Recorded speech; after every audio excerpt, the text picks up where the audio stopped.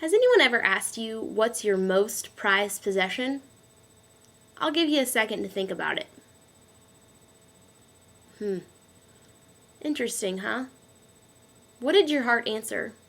Was it your house? A piece of technology?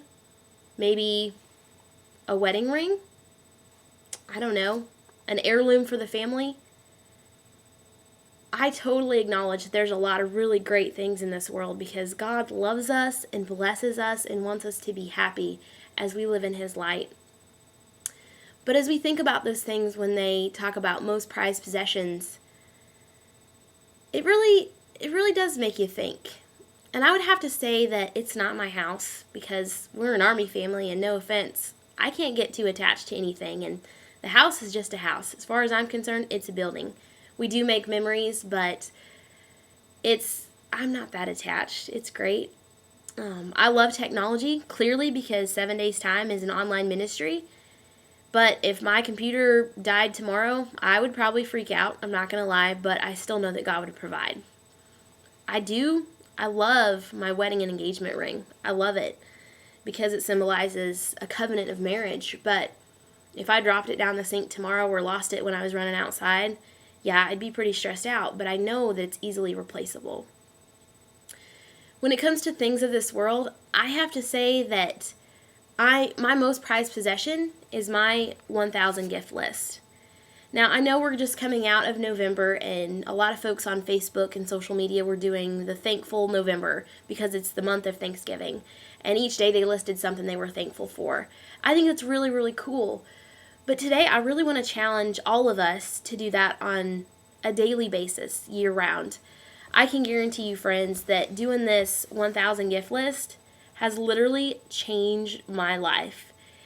I think now I'm on, 2,208. And it's been a couple years in the making based on Ann Voskamp's book, 1,000 Gifts. If you haven't read it, definitely check it out. It's pretty sweet. But this is a habit like anything else. Whether it's working out or eating healthy or going to bed on time or calling family members more than on holidays. Being thankful daily and looking for those gifts that God has given us is a habit that we can practice. And if something happened to this book, yeah, my life would still go on, but it's not.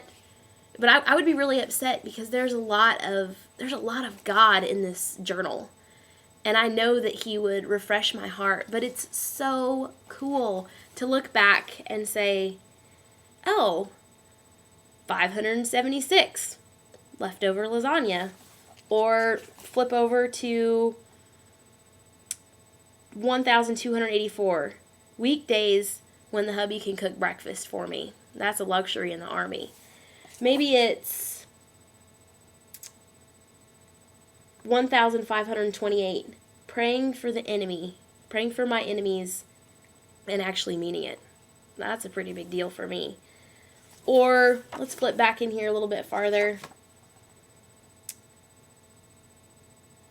1,930, painting your toenails for the first time since your baby was born. It's so cool because each of these moments not only just bring joy to my heart, it reminds me of where I was and what I was doing and how God was moving in my life. And so today, I just want to rejoice. I want to encourage you to find 5, 10, 20 little blessings, 20 small gifts that God has placed in your life today. Because when we rejoice in these gifts, we see God. We see God in those everyday moments, in the mundane. We're finding Jesus in the everyday, from waking up on Monday morning when there's no dishes in the sink to Friday night date nights in with the hubby after the baby's gone to sleep. Friends, there is so much beauty in this world, and all is a gift from God.